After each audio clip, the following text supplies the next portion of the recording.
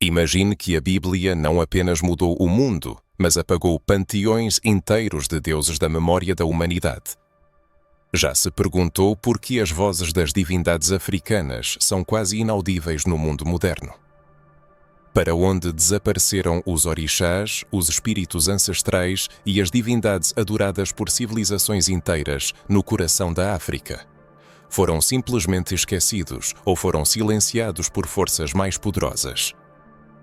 Com a disseminação da Bíblia pelo mundo, especialmente na era da colonização, não se impôs apenas uma nova fé. Estabeleceu-se uma nova ordem espiritual, frequentemente acompanhada pela erradicação de culturas, pela demonização de tradições antigas e pelo completo esquecimento de deuses ancestrais. O que aconteceu com os deuses africanos quando a Bíblia consolidou sua posição? Porque suas histórias desapareceram da memória coletiva. E porque quase não se fala sobre isso hoje. É crucial abordar um dos temas mais complexos e pouco explorados na espiritualidade, o desaparecimento das divindades africanas com a chegada do cristianismo bíblico. Esta investigação pode transformar a compreensão não apenas da Bíblia, mas também da fé, da espiritualidade, da identidade e da conexão com os ancestrais. Ficará claro como o domínio da palavra escrita, através da Bíblia, desempenhou um papel fundamental na formação de uma nova hegemonia espiritual, relegando a segundo plano inúmeras tradições orais transmitidas de geração em geração com fé, respeito e profundo entendimento espiritual.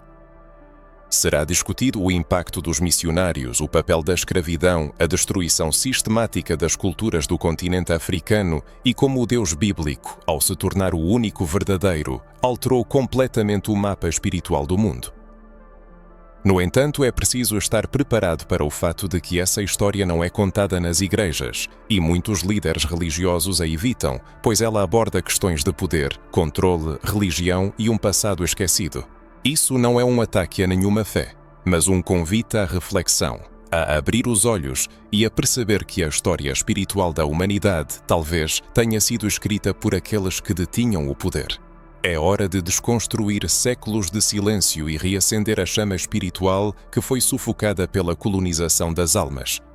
Você está pronto para descobrir por que os deuses africanos desapareceram com a chegada da Bíblia? A história que quase não é contada começou muito antes do surgimento da Bíblia. Mesmo antes de o nome de Cristo cruzar os oceanos, antes de a primeira cruz ser erguida em solo africano, o continente já estava imbuído da espiritualidade. A África sempre foi uma terra profundamente conectada ao divino. Civilizações antigas como iorubás, bantus, axantis, egípcios e etíopes já possuíam cosmovisões bem definidas, práticas espirituais organizadas, sacerdotes, rituais e templos. E, o mais importante, eles tinham seus próprios deuses. Esses deuses não eram meras lendas ou contos de fogueira. Eles eram entidades vivas na consciência coletiva e na experiência espiritual de milhões de pessoas. Eles eram forças da natureza, guardiões ancestrais, mensageiros entre os mundos visível e invisível. Tinham nomes, símbolos e manifestações. Orixás, como Xangô, Oxóssi, Iemanjá, Oxalá e Oxum, não eram apenas espíritos. Eles representavam princípios cósmicos, forças espirituais e arquétipos universais. Eles guiavam decisões, protegiam aldeias e davam sentido à vida e à morte. A história silencia sobre o trágico fim dos deuses africanos, cujos nomes e feitos outrora ecoavam pelo continente. Eles não desapareceram simplesmente na névoa do tempo, mas foram violentamente apagados da memória, silenciados por uma poderosa onda de um novo paradigma espiritual, o cristianismo bíblico, vindo do Ocidente. Para compreender a magnitude dessa revolução espiritual, é preciso reconhecer o papel decisivo da palavra escrita em contraposição à tradição oral. Os povos africanos que por séculos transmitiram conhecimentos de boca em boca, criaram uma cultura riquíssima, repleta de simbolismo e significado profundo. A sabedoria, as leis, a filosofia, a espiritualidade e a identidade eram guardadas não em livros, mas nos corações dos sacerdotes, nos rituais, nos mitos, transmitidos de geração em geração. Era um conhecimento vivo e pulsante. O judaísmo e o cristianismo, ao chegarem à África, muniram-se de escrituras sagradas, canonizadas, padronizadas e registradas nas páginas da Bíblia. A linguagem poderosa das Escrituras, que proclamava verdades absolutas, tornou-se um instrumento potente de influência espiritual, cultural, política e ideológica. Imagina o choque de duas cosmovisões, uma baseada em tradições orais sobre a criação do mundo a partir do ventre de uma deusa-mãe e outra afirmando: no princípio, Deus criou os céus e a terra. Um Deus com nome, mandamentos e regras que declarava sua existência única e verdadeira, rejeitando todos os outros deuses como falsos. No embate entre as tradições oral e escrita, foi a palavra escrita que o mundo reconheceu como a verdade última. A Bíblia entrou para a história, tornando-se a base de uma religião reconhecida, enquanto as crenças dos povos indígenas foram declaradas feitiçaria, paganismo e idolatria. Assim começou a descredibilização de uma rede espiritual que unia tribos, reinos e impérios inteiros. Não pela ausência de poder espiritual, mas pela falta de uma confirmação escrita que atendesse aos padrões ocidentais. A colonização adquiriu um caráter espiritual, realizada sob a bandeira da cruz, da espada e da Bíblia. Os missionários, ao chegarem às aldeias africanas, traziam consigo a ideia da falsidade dos deuses locais, do erro das crenças ancestrais, oferecendo um novo caminho, o verdadeiro. Esse caminho era imposto pela força, manipulação, medo e, frequentemente, por derramamento de sangue. É fundamental compreender que não se tratava apenas de religião, mas também do controle da narrativa, que é uma forma de poder. A Bíblia, o livro mais difundido, traduzido e estudado da história, não apenas ofereceu um novo Deus. Ela subverteu a noção de espiritualidade legítima, ditando no que acreditar e no que não acreditar. Como resultado, centenas de divindades africanas foram apagadas da memória do povo como se nunca tivessem existido. É difícil imaginar o que significa perder toda a sua história espiritual, todas as crenças, tudo aquilo pelo qual os ancestrais viveram, sentiram e adoraram, transformado em superstições e magia negra. Mas mesmo nessas condições, os deuses africanos não se renderam. Eles se refugiaram em festas, rituais disfarçados e sincretismo. Sob o nome de São Jorge, Oxóssi era reverenciado e as flores depositadas para a Virgem Maria eram uma homenagem a Iemanjá. A fé não morreu, ela apenas mudou de forma. O cristianismo não consolidou sua posição na África de uma só vez, mas gradualmente passando por várias etapas. Os primeiros brotos da nova fé surgiram nos primeiros séculos da nossa era, exercendo uma influência insignificante, especialmente nas regiões setentrionais do continente. Na Idade Média, o cristianismo se fortaleceu e na era das grandes descobertas geográficas, da colonização europeia e do tráfico de escravos, sua disseminação adquiriu um caráter agressivo. Impérios e monarquias europeias patrocinaram missionários que buscavam converter a população local ao cristianismo. No entanto, essa conversão foi acompanhada pela destruição de crenças pré-existentes. Templos foram demolidos, objetos sagrados queimados e pessoas foram batizadas à força, recebendo nomes cristãos. Cada batismo tornava-se um ato de negação da ancestralidade e a cruz erguida simbolizava uma nova fé destinada a substituir todas as outras. Não se trata apenas de transformações religiosas, mas de uma profunda reestruturação da alma de um povo, uma amputação espiritual cujas consequências são sentidas até hoje. É crucial reexaminar esses eventos históricos para entender o que aconteceu e como isso afeta a sociedade contemporânea. Muitas pessoas sentem-se desconectadas de suas raízes, perdidas e desprovidas de orientação espiritual. Talvez a razão não resida na ausência de fé, mas na perda da memória do passado. É por isso que é necessário continuar a estudar e a refletir sobre esses eventos, a fim de desvendar o caráter intencional, planejado e sistemático da substituição dos deuses africanos, da formação do imaginário coletivo e da ocultação da verdade sobre esses processos. Um dos fatores-chave na mudança espiritual da história da humanidade foi o poder da narrativa escrita. Na era da espiritualidade ancestral, especialmente na cultura africana, a transmissão oral do conhecimento desempenhava um papel fundamental. Os deuses africanos, orixás ancestrais sagrados e mitos que formavam o mundo interior das civilizações africanas eram transmitidos de boca em boca, através de ritmos, cânticos, rituais e histórias contadas pelos anciãos à luz da fogueira. O sagrado nascia na vibração da palavra proferida, no som que carregava a memória. No entanto, essa rica tradição oral encontrou um adversário sério, a palavra escrita. A Bíblia, ao contrário da tradição africana, era um livro que possuía autoridade, um livro com começo, meio e fim, que se proclamava a única verdade, a mais alta revelação de Deus e um guia para a fé. Este livro carregava não apenas mensagens espirituais, mas também hegemonia. Ao registrar a história, ela é fixada no tempo, padronizada, e sua interpretação é limitada. A narrativa sagrada transforma-se em doutrina. Isso não é uma crítica à Bíblia, mas uma constatação de um fato histórico. O que está escrito no papel é mais difícil de contestar. Se está escrito, significa que é oficial, registrado e inquestionável. Foi exatamente isso que aconteceu. Na perspectiva histórica, as tradições orais dos povos africanos eram frequentemente percebidas como meras lendas ou mitos, enquanto as histórias bíblicas, registradas em textos antigos, traduzidas e amplamente difundidas, eram elevadas ao status de verdade inquestionável e história autêntica. A palavra escrita tornou-se uma poderosa ferramenta de legitimação espiritual, o que levou ao gradual declínio da espiritualidade africana, não por sua fraqueza, mas pela ausência de comprovação documental no sentido ocidental. Ela parecia incompleta, não correspondendo à lógica da palavra impressa, não tendo o seu gênesis em forma escrita, embora vivesse na memória de milhares de sacerdotes que transmitiam histórias da criação do mundo a partir da união dos elementos e da dança das divindades. Não havia um evangelho escrito, mas havia cânticos, orações e louvores transmitidos de geração em geração, mantendo a conexão entre o povo e os orixás. Não existiam mensagens assinadas por apóstolos, mas havia sonhos, visões e revelações de ancestrais não registrados em papel.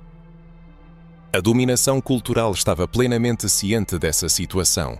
Colonizadores e missionários não apenas impuseram a Bíblia como a única fonte de salvação, mas também a utilizaram como um padrão de comparação. Tudo o que não se encaixava nesse modelo era declarado heresia, engano, idolatria e feitiçaria. Tudo o que não estava na Bíblia era considerado hostil a Deus. Os deuses africanos foram demonizados, os rituais estigmatizados como bruxaria e os sacerdotes, outrora respeitados em suas comunidades, foram perseguidos. E tudo isso se baseava na autoridade de um livro que afirmava a existência de um único Deus verdadeiro, declarando todos os outros como falsos. Este livro tornou-se um instrumento para deslegitimar tudo o que não estava em conformidade com a nova doutrina. É importante ressaltar que não se trata de uma crítica ao livro em si, mas ao seu uso como meio de apagamento cultural.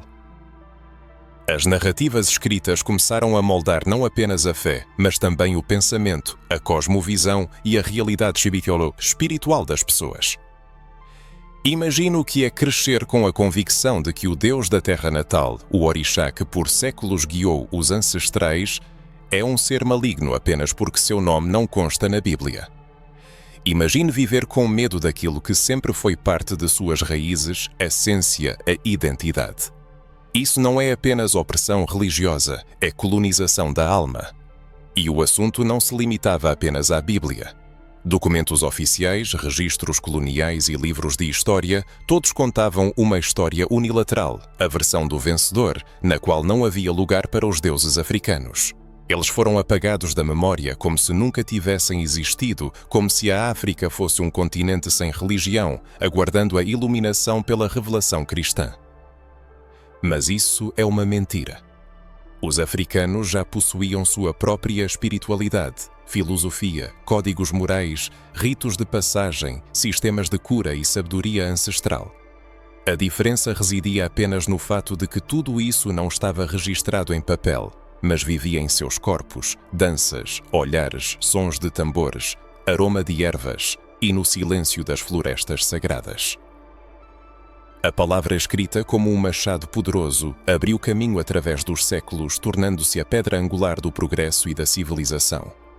Mas, junto com o triunfo da escrita, um julgamento implacável e categórico entrou no mundo. A fé não registrada nas páginas dos livros era declarada inválida. Uma divindade não agraciada com um capítulo nas escrituras sagradas era rejeitada como falsa. Um ritual desprovido de tradução para o latim era estigmatizado como um resquício pagão. Mas devemos aceitar cegamente esse veredicto. Será que a espiritualidade precisa de uma confirmação em papel para sua legitimidade? Será que o caminho para o divino reside exclusivamente no labirinto das letras? Será que tudo o que não encontrou reflexo em fontes escritas está condenado ao esquecimento? Essas perguntas, como farpas, atormentam a alma, forçando-nos a encarar um sistema que sorrateiramente nos incutiu a crença na infalibilidade do conhecimento externo, na superioridade das raízes alheias sobre as nossas. Um sistema que fez milhões de pessoas se envergonharem de suas crenças, temerem seus rituais e até sentirem aversão à memória dos ancestrais. É por isso que é tão importante refletir criticamente sobre o poder da narrativa escrita, não para rejeitar a Bíblia, mas para entender como ela foi usada como um instrumento de dominação cultural e espiritual. Pois quem controla a narrativa, controla a mente, e quem controla a mente, apaga na memória, como um borracha. E então surge a pergunta lógica: será que os deuses africanos desapareceram sem deixar vestígios, ou suas vozes foram simplesmente silenciadas por um sistema que decidiu que apenas uma única narrativa era digna de ser perpetuada?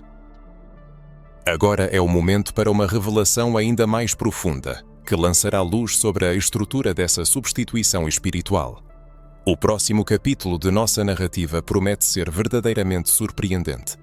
Ao reconhecer todo o poder da narrativa escrita e seu papel no apagamento das tradições espirituais, devemos aprofundar ainda mais na essência do que ocorreu.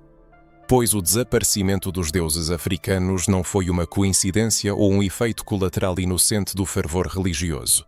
Foi um processo cuidadosamente planejado, metodicamente executado e mantido por séculos. O nome desse processo é colonização. E seu principal aliado e fiel instrumento tornou-se o cristianismo. Quando missionários europeus pisaram em solo africano, eles não carregavam apenas a Bíblia. Eles traziam consigo um projeto claramente elaborado, um projeto de dominação, um projeto de remodelação total da identidade do povo africano. A fé cristã, aparentemente imbuída de princípios de amor, perdão e salvação, transformou-se em uma arma simbólica e ideológica, destinada a justificar todas as atrocidades subsequentes: a escravidão, a tomada de terras, a destruição de valores culturais, a imposição de costumes alheios e, o mais importante, a substituição das divindades locais por um único Deus cristão. Imaginemos uma aldeia africana onde, de geração em geração, as pessoas veneravam seus orixás, ofereciam dádivas aos ancestrais, buscavam conselho junto aos sacerdotes e viviam em harmonia com um ciclo espiritual indissociavelmente ligado à natureza, à comunidade e ao mundo invisível do sagrado. E agora, imaginemos como estrangeiros com vestimentas estranhas, falando uma língua incompreensível, brandindo cruzes e proclamando: "Vossos deuses são mentira, apenas o nosso Deus é verdadeiro", invadem essa aldeia. E, o que é ainda mais terrível, eles ameaçam com os tormentos eternos do inferno aqueles que se recusarem a aceitar a sua fé. Consegue perceber a profundidade dessa violência espiritual? Os missionários que chegaram ao continente africano não carregavam apenas uma doutrina religiosa, mas também a convicção da primitividade e periculosidade de tudo o que não se conformava aos cânones bíblicos. Como resultado, as divindades africanas foram demonizadas. O que antes era considerado sagrado passou a ser visto como superstição, a veneração dos ancestrais foi declarada culto aos mortos e todo o sistema espiritual foi distorcido em nome da chamada civilização. A Bíblia, em vez de ser uma fonte de luz, tornou-se um instrumento para justificar um processo cruel de apagamento cultural. Impérios europeus como Portugal, Espanha, França e Inglaterra perceberam que o domínio pela fé era muito mais eficaz do que a subjugação pela força. A destruição do corpo provoca resistência, mas o controle do espírito leva à submissão. O cristianismo, distorcido por objetivos imperialistas, transformou os missionários em figuras-chave nessa estratégia. Eles abriram caminho para comerciantes, soldados e exploradores, moldando mentes e enfraquecendo os alicerces espirituais dos africanos, substituindo suas crenças ancestrais por um Deus que não compreendia sua cultura e rejeitava suas tradições. A essência do problema não residia em Deus em si, mas na forma como ele era representado, como o único Deus verdadeiro que não tolerava concorrência e condenava todos os que mantinham suas crenças ancestrais. Por isso as pessoas eram punidas, excluídas da sociedade, condenadas e até mortas. A demonização dos deuses africanos foi um passo estratégico visando destruir a base espiritual da cultura africana para tornar as pessoas mais controláveis. Era proibido o uso de tambores, santuários eram destruídos, objetos sagrados queimados e líderes espirituais eram submetidos a prisões e torturas. Tudo isso ocorria ao som da leitura da Bíblia e de orações pela salvação, o que sublinhava a ligação direta entre religião, império e civilização. Os europeus consideravam os africanos selvagens, e a Bíblia servia como prova de que a salvação para eles só era possível através da conversão ao cristianismo. A espiritualidade africana não era apenas ignorada, mas percebida como um inimigo de Deus, o que justificava qualquer violência, desde a destruição cultural até o tráfico transatlântico de escravos. A espiritualidade ancestral era combatida como uma séria ameaça, pois representava um obstáculo ao sistema colonial. O poder dos orixás, a força dos rituais e a conexão com os ancestrais eram demasiado fortes e precisavam ser destruídos, substituídos pelas regras estabelecidas na Europa e registradas na Bíblia. Em textos sagrados, como a Bíblia, refletem-se complexos processos de interação entre culturas e crenças. As divindades africanas, outrora veneradas pelos povos do continente, confrontaram um destino trágico. Não foram apenas expulsas do mundo material, mas gradualmente apagadas da memória coletiva. Novas gerações cresceram em condições onde o conhecimento sobre os nomes de seus próprios deuses foi perdido, e em troca lhes era oferecida a fé em um Deus único, que apresentava todas as outras crenças como malignas. Com o tempo, essa ideia enraizou-se na consciência das pessoas, o que representou um golpe profundíssimo em sua identidade espiritual. Quando um povo começa a rejeitar suas raízes, isso testemunha a conclusão do processo de dominação. No entanto, a história não terminou com o completo desaparecimento dos deuses antigos. Eles não morreram, mas apenas se refugiaram nas sombras, disfarçando-se habilmente e adaptando-se às novas condições. O sincretismo tornou-se sua salvação, a fusão com imagens de santos católicos, a codificação em festas populares, o ocultamento em cânticos. O conhecimento sobre eles era transmitido de boca em boca, guardado nos corações de mães e pais de santo, nas habilidades daqueles que preparam banhos de ervas e dançam para os orixás, mesmo sem saber seus nomes. Assim, os deuses antigos sobreviveram e começaram a despertar novamente. Surge uma questão legítima: que Deus exige a destruição de outros para ser reconhecido? Que fé pode ser verdadeira apenas se negar tudo o que existiu antes dela? Que espiritualidade precisa ser imposta com armas e violência? Essas perguntas são incômodas, mas necessárias para entender como a Bíblia, apesar de seu conteúdo sagrado, pode ser utilizada como um instrumento de colonização, não apenas de terras, mas também de almas. Apesar da brutalidade da colonização, da imposição da Bíblia e da demonização dos deuses africanos, o povo não se rendeu completamente. Algo indestrutível permaneceu na alma africana: a resistência espiritual. Essa resistência encontrou maneiras brilhantes de sobreviver mesmo sob o olhar vigilante dos colonizadores, e uma dessas maneiras foi o sincretismo. O sincretismo, que parece ser apenas uma mistura de crenças, na verdade foi uma das maiores estratégias de sobrevivência espiritual na história da humanidade. Imagine uma situação em que pessoas são arrancadas de sua terra natal, levadas para um continente estranho, proibidas de falar sua língua, punidas por cantar suas músicas e ameaçadas de morte por realizar seus rituais. Mas, mesmo nessas condições, elas continuam a sentir o chamado de seus orixás, a energia de Ogum, a proteção de Iemanjá e o acalanto de Oxum. Nas novas condições da Madagascar, as pessoas foram forçadas a rezar para santos católicos. O que fazer? Elas olhavam para o santo e encontravam nele o reflexo de seu Deus ancestral. Assim, Ogum se vestiu de São Jorge e Iemanjá se escondeu na imagem da Virgem Maria. Xangô se manifestou em São Jerônimo ou João Batista e Oxum foi acolhida pela doçura de Nossa Senhora da Candelária. Dessa forma, nas missas impostas, os africanos continuaram a cultuar seus deuses, não por rebeldia, mas por necessidade. Era uma maneira de manter a conexão com sua espiritualidade.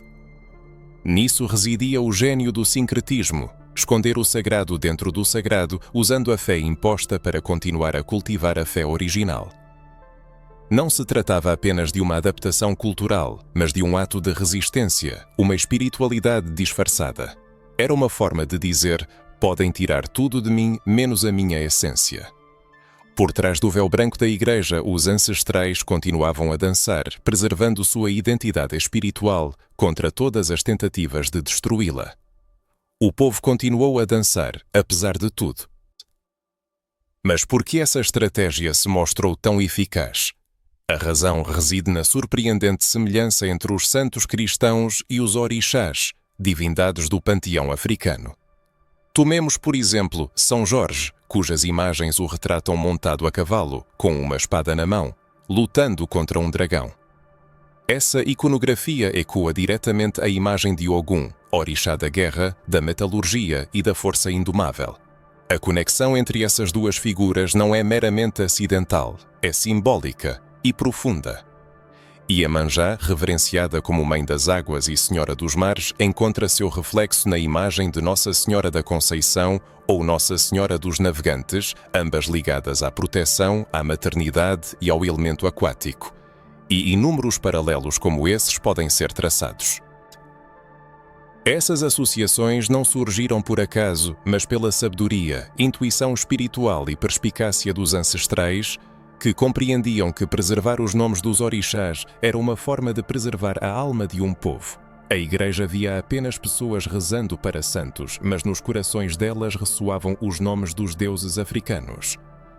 A fé africana continuou a viver, pulsando sob o manto da piedade externa, silenciosa, disfarçada, mas inextinguível. O fenômeno do sincretismo também indica que as estruturas religiosas, apesar de sua aparente desunião, possuem pontos de contato. Uma análise mais atenta revela pontes, símbolos universais e arquétipos espirituais que se repetem em diversas culturas. O guerreiro, a mãe, o curador, o mensageiro, o protetor, o senhor do tempo. Esses papéis comuns sugerem que muito mais nos une do que nos separa. No entanto, no contexto da espiritualidade africana, essas semelhanças serviram como uma espécie de máscara, pois o sistema dominante não permitia o culto aberto aos orixás. A semelhança se tornou um escudo, o disfarce, um refúgio. As pessoas compreendiam isso e transmitiam aos seus filhos que São Jorge era Ogum e que a Virgem Maria era Iemanjá. Elas falavam isso em voz baixa, com cautela, com medo, mas transmitiam a verdade. Essa tradição foi passada de geração em geração. E até hoje, muitas pessoas criadas em um ambiente cristão não suspeitam que por trás de sua devoção aos santos existe uma parte da África, que por trás de cada vela acesa há uma faísca ancestral que continua a queimar. O altar católico tornou-se um refúgio para os orixás e o sincretismo, uma forma de manter viva uma chama espiritual que séculos de colonização tentaram apagar. É importante compreender que isso não foi um acaso ou um mal-entendido, mas uma estratégia consciente de um povo que entendia que sua fé representava uma ameaça ao sistema dominante. A fé africana liberta, une e empodera. Ela não se curva, mas dança, canta, grita e cura. Por isso, precisava ser escondida. Só podemos imaginar a dor de ter que esconder a própria fé, de fingir louvar um Deus alheio para evitar punição, de sorrir para o opressor enquanto a alma se dilacera pela impossibilidade de expressar livremente a própria crença. Muitos viveram assim, mas muitos também resistiram, usando o sincretismo como forma de afirmar: eu ainda estou aqui. Essa presença ainda é sentida nos terreiros, nos cultos afro-brasileiros, nas festas de candomblé, umbanda e batuques. Ela ressoa na música, nas danças e nas palavras transmitidas em segredo. Ela está presente nas águas, nas florestas e nas montanhas. Os orixás nunca foram embora, apenas mudaram de forma. Como se tivessem trocado de pele, eles se apresentam a nós em uma nova forma, libertando-se das máscaras impostas. Agora, são novamente chamados pelos nomes que lhes foram dados ao nascer, reconhecendo e honrando a grandeza que sempre lhes pertenceu. No entanto, para que essa transformação seja completa, é preciso olhar para o passado com respeito e coragem, reconhecendo que o sincretismo, embora tenha sido uma estratégia espiritual de sobrevivência, foi também um sintoma doloroso da violência vivida. Na sua época, foi necessário e até belo, mas chegou o momento de recuperar a verdadeira essência, chamar os orixás pelos seus nomes, olhá-los nos olhos sem medo, disfarce ou culpa, pois eles nunca foram inimigos do divino. São manifestações da força divina que o sistema dominante tentou apagar da memória. A compreensão desse fato pode ser a chave para a cura de muitos. Pois muitos de nós carregamos um vazio espiritual surgido da ruptura com nossas raízes. Viver sob o jugo de uma fé imposta, negando a própria origem, é existir pela metade, carregando uma alma amputada. O retorno dos orixás, dos ancestrais e dos rituais antigos não é apenas um reencontro com o passado, é o retorno de uma parte de nós que foi rejeitada. Enquanto as estratégias de disfarce, como o sincretismo, permitiam que os orixás se escondessem por trás dos santos e as crenças ancestrais se mascarassem de cristianismo, algo ainda mais cruel e perigoso acontecia paralelamente: o silêncio, o apagamento sistemático da história espiritual africana. Foi uma espécie de assassinato invisível, cometido não por armas, mas pelo esquecimento. É impressionante como, com o tempo, a presença dos deuses africanos foi suprimida não apenas dos ritos públicos, mas também dos livros, das escolas e da memória oficial. As histórias das divindades ancestrais deixaram de ser contadas, os nomes dos orixás desapareceram dos documentos e os feitos espirituais do povo africano foram ignorados como se não tivessem importância. O que antes era a base da cultura de um continente inteiro passou a ser deliberadamente relegado ao esquecimento. Pois para o pleno funcionamento de um sistema de dominação espiritual é necessário não apenas impor uma nova fé, mas também apagar todas as outras da consciência coletiva.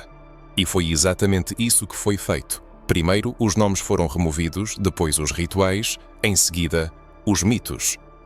E então, qualquer menção positiva às culturas africanas nos currículos escolares. E o que sobrou? O silêncio. O vazio. Um buraco espiritual que muitas pessoas carregam consigo, sem sequer perceber a sua origem. Você já notou que nas escolas quase não se fala sobre orixás, sistemas espirituais africanos ou cosmologias ancestrais? Aprendemos sobre Zeus, Apolo e os deuses nórdicos, mas não sobre Xangô, Oxóssi, Nanã ou Omolu. E não é que essas divindades sejam menos importantes, mas sim que existiu um projeto de invisibilidade, um acordo tácito de exclusão de tudo o que vem da África da história oficial. Não é apenas uma omissão, mas uma forma de violência que se transmite de geração em geração. O esquecimento da herança espiritual ancestral tem um impacto profundo na autoimagem de gerações inteiras. Quando uma criança afrodescendente cresce sem conhecer a origem divina de seus ancestrais, sua sabedoria e profunda espiritualidade, ela começa a buscar a salvação exclusivamente em fontes externas. Ela passa a acreditar que o sagrado está contido apenas nas páginas da Bíblia ou nas catedrais europeias, que em seu próprio sangue não há luz e que sua cultura não é nada além de um erro. Isso causa uma dor indizível. Esse silêncio antinatural foi criado artificialmente por meio de leis, proibições e doutrinas. Em muitos países, incluindo o Brasil, o culto aos orixás foi proibido por muito tempo. As práticas espirituais afro-brasileiras foram perseguidas, estigmatizadas como feitiçaria e demonizadas em nome da moral e da ordem. As autoridades destruíram livros e perderam documentos intencionalmente. As línguas africanas foram proibidas, pois continham palavras sagradas. O som dos tambores foi silenciado. Os cânticos rituais foram censurados e os altares ancestrais foram destruídos. Tudo isso foi feito em nome da civilização. Mas como muitas vezes acontece, a resistência se refugiou na clandestinidade.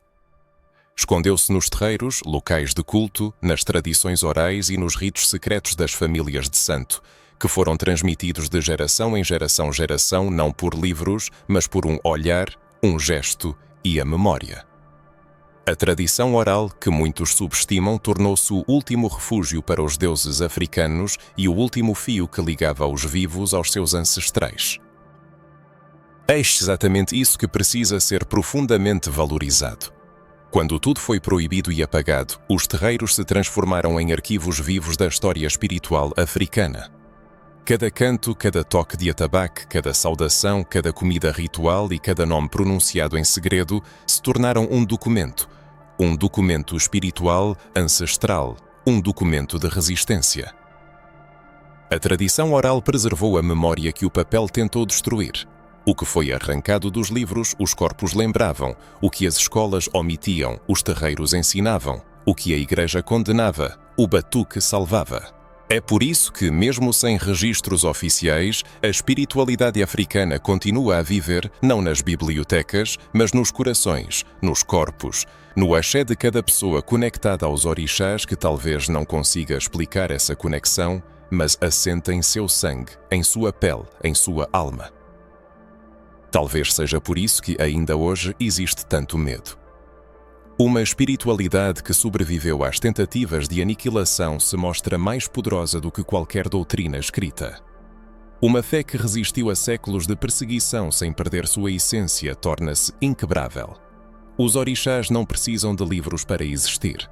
Eles estão presentes no vento, na água, no fogo, na terra, nos sonhos, nos toques que causam arrepios, nos olhos que choram sem motivo, nos pés que dançam sem conhecer a coreografia, mas reconhecem o ritmo como algo familiar, ancestral, verdadeiro. Portanto, o resgate da tradição oral é um ato político e espiritual. É um ato de salvação quando a mãe de santo ensina uma reza à sua filha, quando o pai de santo conta uma história ouvida de seu avô, quando um círculo se forma para cantar para Iemanjá.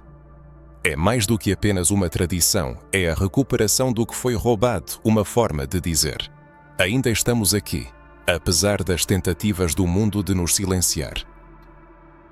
Chegou a hora em que as discussões se tornam mais abertas, as vozes soam mais alto e os jovens buscam conhecer suas raízes. É necessário romper a cadeia do silêncio histórico. É importante revelar a verdade que por muito tempo esteve oculta, registrar os eventos que não foram escritos e disseminar o conhecimento nas escolas, nas redes sociais e em outras plataformas. É preciso falar a verdade em voz alta, pois o silêncio beneficia apenas aqueles que têm algo a esconder. Agora que compreendemos os mecanismos do silenciamento, o papel do sincretismo como forma de resistência e o desaparecimento dos deuses africanos da história oficial, chegou o momento de examinar atentamente a ferramenta que esteve presente em cada etapa desse processo.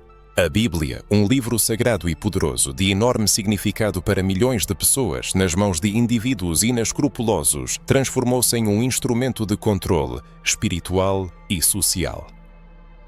É importante considerar a Bíblia como um instrumento de dominação, o que pode gerar controvérsia.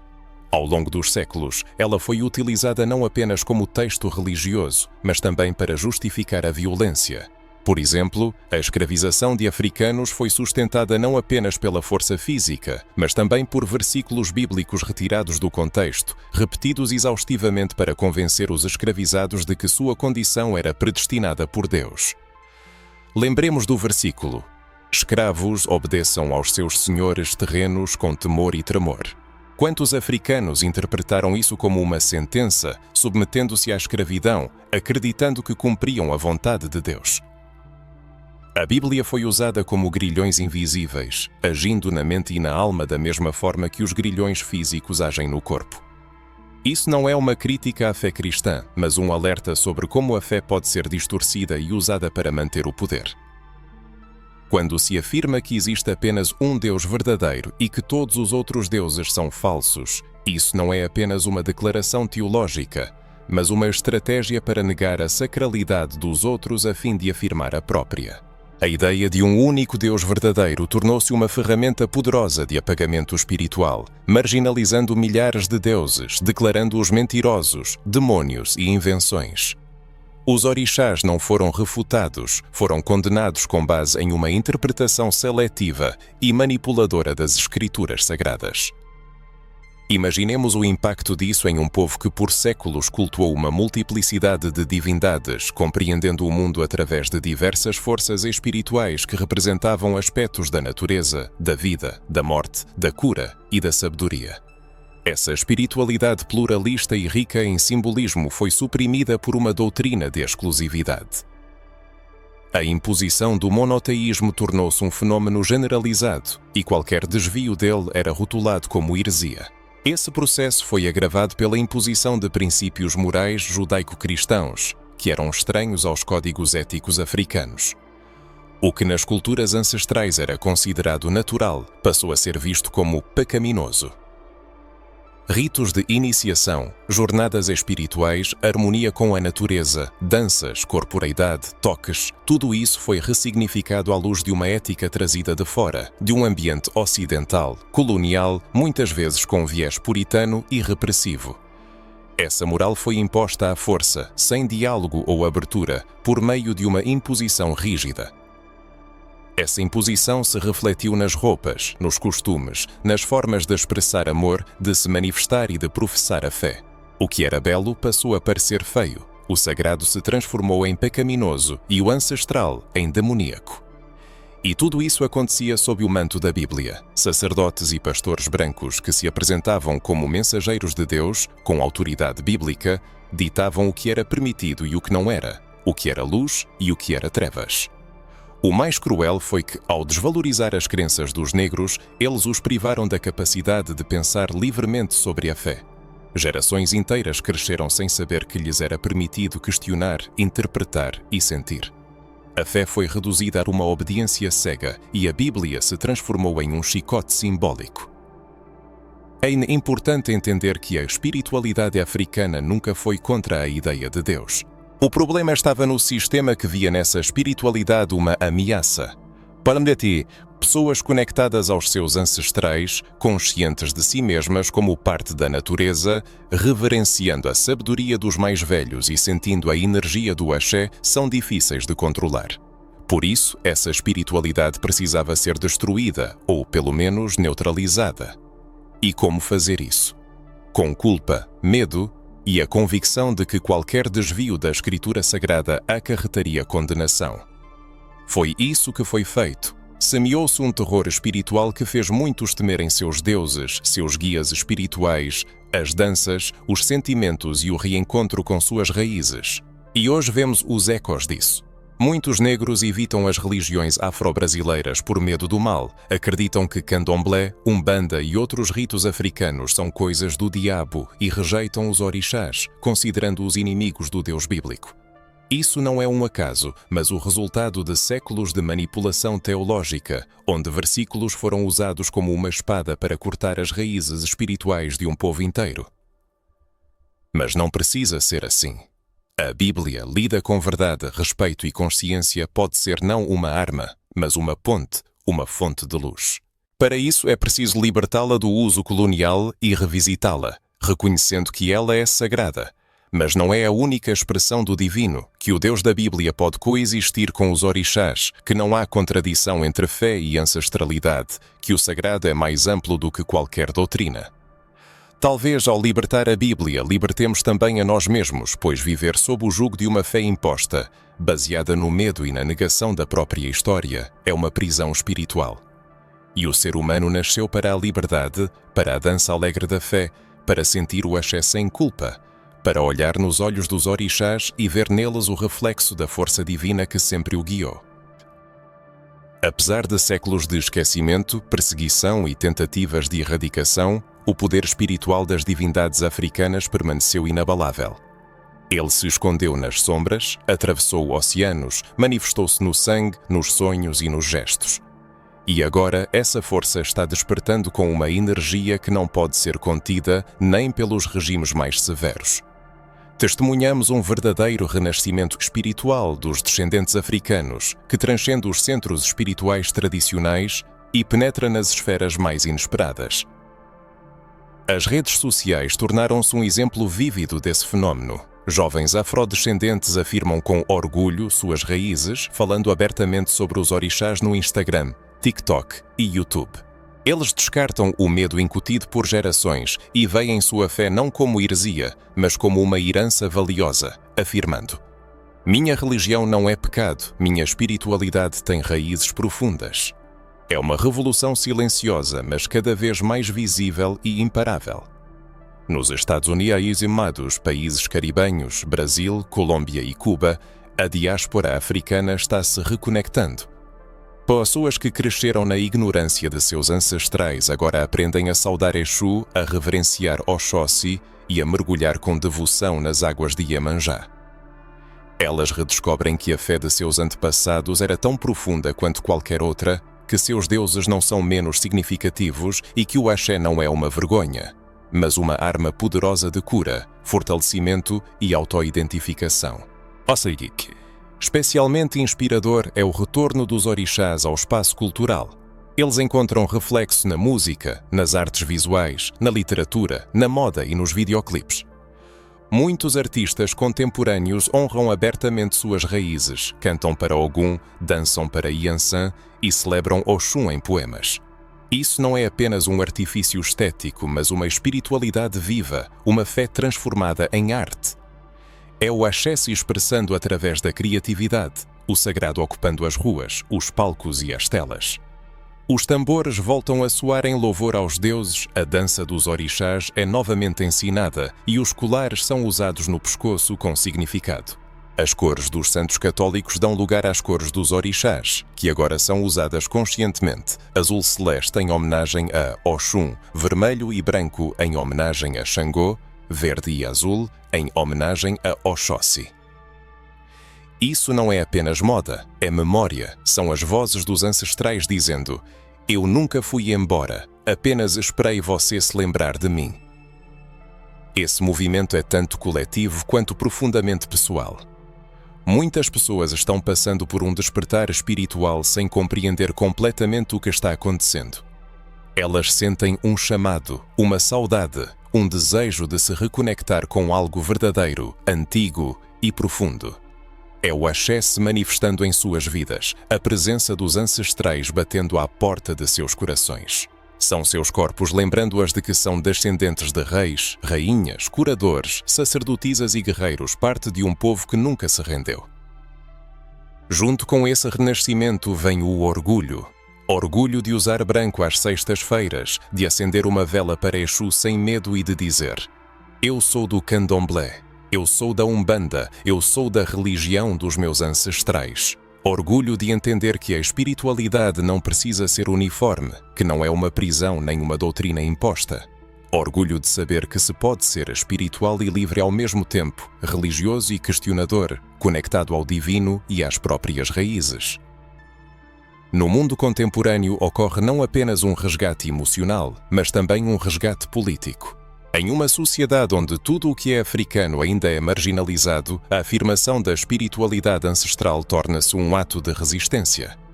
Isso equivale a rejeitar um sistema que insinuava que os deuses dos antepassados não tinham valor. É um convite a olhar o passado com reverência, não com vergonha, transformando a dor da escravidão em força de libertação. É uma forma de honrar os ancestrais e abrir caminho para as futuras gerações. A juventude negra, com coragem notável, responde a esse chamado, aprendendo, pesquisando e retornando às suas raízes, ao terreiro, absorvendo a sabedoria dos mais velhos. Eles resgatam seus nomes, suas histórias e canções, restaurando a conexão que o colonialismo tentou romper, fazendo isso com força, beleza, música, poesia e uma espiritualidade vibrante. Claro, este caminho não é isento de dificuldades. Preconceito, ataques e ignorância ainda são generalizados. No entanto, hoje as pessoas não se calam mais. Têm voz, câmaras, redes sociais, terreiros, igrejas e contas no Instagram. Usam atabaques e letras de músicas, contam com o apoio dos ancestrais e a atenção do público. Exu abre os caminhos e Oxóssi indica a direção. O medo recua diante do conhecimento, a vergonha se transforma em orgulho. E por mais que tentem silenciar este movimento, ele já ganhou impulso, penetrou no mundo, nos corpos, nas palavras e nos olhares. Ele vive nos filhos que buscam suas raízes, nas filhas que anseiam por conhecer a sabedoria de suas avós. Ele nasce e ele está refletido em livros, documentários e vídeos, como o que o espectador observa neste momento. A resistência dos deuses africanos hoje não é apenas simbolismo, mas uma realidade palpável e pulsante. Ela se manifesta em rituais que voltam a ser realizados livremente, em feiras culturais, encontros de afrodescendentes e celebrações públicas. Está presente em espaços que antes rejeitavam a cultura africana e agora a acolhem, na restauração da dignidade espiritual de todo um povo. E o mais importante é que essa resistência é permeada não pelo ódio, mas pelo amor, não pela imposição, mas pela aceitação. Não visa destruir outras crenças, mas sim fortalecer a sua própria, o que talvez seja a principal lição dos orixás. A espiritualidade não precisa competir, basta viver na verdade, no respeito e no axé. Para concluir este ciclo, inspirado na sabedoria ancestral, vale ressaltar que se o leitor chegou até este ponto, algo dentro dele ressoou. E isso não é por acaso, é um chamado dos ancestrais, batendo na consciência e exortando. Continue. Ao perceber o despertar, o renascimento da fé ancestral e a resistência viva dos orixás nas ruas, na internet, nos corpos e nas almas, é impossível não refletir o que foi perdido ao longo dos séculos. Quantos conhecimentos espirituais, conexões sagradas e mensagens ancestrais foram apagados antes que houvesse a chance de experimentá-los? Essa pergunta não é fácil. Ela causa dor, mas ao mesmo tempo liberta. Pois somente ao encarar essa perda é possível começar a preencher o vazio que se formou. Imagine a magnitude das perdas que a espiritualidade africana sofreu sob a pressão de uma fé estrangeira. Inúmeros ritos caíram no esquecimento sem tempo de serem transmitidos às gerações futuras. Tradições inestimáveis permaneceram não registradas, sepultadas no silêncio. A voz foi violentamente suprimida, os mais velhos foram escravizados, as mães de santo perseguidas e os pais de santo viviam com medo de ensinar. Cada silêncio que herdamos guarda em si um conhecimento que foi brutalmente interrompido. E isso não é apenas uma tragédia cultural, é uma profunda perda espiritual. Pois sem mitos, rituais, cânticos e símbolos, algo vital dentro de nós permanece incompleto. Quantas palavras das línguas africanas, repletas de profundo significado espiritual, estão agora irremediavelmente perdidas? Quantos nomes de divindades locais foram apagados da memória coletiva, enterrados sob a pressão de um único Deus? Não se trata apenas dos orixás conhecidos, mas de uma infinidade de manifestações divinas que existiam em cada tribo, cada aldeia, cada linhagem. Espiritualidades que compreendiam a harmonia da vida com a natureza, o tempo, o corpo e a sociedade. Sabedorias que não buscavam o domínio, mas o equilíbrio, não a imposição, mas a coexistência pacífica. A consciência de que o que foi perdido poderia nos curar hoje causa uma dor particular. Quanto sofrimento da alma negra decorre da ruptura com suas raízes. Quantas gerações cresceram com a convicção da inferioridade de sua fé, da feiura de sua história, da pecaminosidade de suas danças e da natureza demoníaca de seus tambores. O sistema nos convenceu da necessidade de renunciar aos nossos próprios deuses, e ao fazer isso, nos afastamos de nós mesmos. É impossível alcançar uma identidade espiritual plena sentindo vergonha de sua origem. É impossível experimentar a profundidade do sagrado acreditando que a forma de se conectar com Deus deve corresponder a um padrão cultural alheio. Ao nos forçarem a renunciar aos orixás, não nos tiraram apenas divindades, mas o direito de vivenciar Deus através do nosso corpo, da dança, do ritmo e de um caminho singular. Insinuaram-nos que nossa forma de professar a fé era errada, e isso deixou uma marca indelével, moldando gerações inteiras. Hoje vemos jovens perdidos, vazios e desconectados de uma espiritualidade que tenha verdadeiro sentido para eles. A razão reside na fé herdada que não ressoa em suas almas, numa religiosidade imposta que deixa uma sensação de vazio interior. Falta o senso de pertencimento, uma história, um nome, uma cor, um tambor, o cheiro das folhas, a terra batida e a saudação ao orixá com o coração em paz. Não é de surpreender que tantas pessoas estejam retornando às suas origens. Onde há perda, o espírito anseia por reunificação. Descobrir os deuses africanos não é apenas mergulhar em outra religião, mas um retorno à parte roubada da própria identidade. É uma afirmação. Não venho do vazio, sou descendente de um povo que sabia. Um povo que sabia ouvir os ventos de Yansan, pedir proteção a Omulu, dançar com Exu sem medo. Um povo que sabia que Oxum é água e doçura, mas também força, que Xangô traz justiça e Oxóssi aponta o caminho. Um povo que não precisava de livros para compreender o sagrado, pois o livro estava vivo em cada gesto, cada cântico, cada árvore e cada corpo. No íntimo de cada um de nós, por vezes surgem sentimentos inexplicáveis que não se deixam definir. Já sentiu seu corpo responder involuntariamente ao ritmo dos tambores, sem saber a razão? Já percebeu chamados inexplicáveis, arrepios, sonhos estranhos ou intuições como se viessem de longe?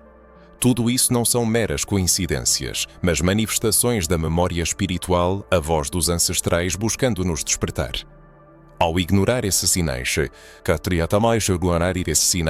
descartando-os como superstições, apenas nos afastamos de nossa verdadeira essência. As reflexões sobre espiritualidade transcendem dogmas religiosos, abordando questões de cura da autoconsciência, libertação emocional e reencontro espiritual. Fomos privados não apenas do direito de cultuar nossos deuses, mas também de nos orgulhar de nossas tradições e crenças. Restaurar essa conexão é uma tarefa de suma importância, exigindo coragem e amor. Conhecer os deuses africanos é um ato de redenção, como visitar a casa da avó e do avô, onde ressoam histórias que mais ninguém conta. É a oportunidade de ver o mundo pelos olhos dos ancestrais e dizer: eu lembro. É permitir-se sentir sem culpa, orar sem medo, dançar sem vergonha. É a libertação das amarras da colonização espiritual que nos fizeram carregar, disfarçadas de virtude. É a recusa à submissão religiosa e a criação de um espaço para uma fé que liberta, acolhe e fortalece. Quanto mais pessoas se juntam a este movimento, mais poderoso se torna o processo de renascimento, não apenas como uma busca individual, mas como uma verdadeira transformação coletiva. Um povo que se reconecta com seus deuses recupera sua força e sua verdade. Talvez seja por isso que enfrentamos tanta resistência, preconceito e medo. O mundo percebe que o despertar da espiritualidade africana transformará tudo ao redor. Por isso vale a pena olhar para dentro e perguntar: o que eu perdi e o que posso recuperar?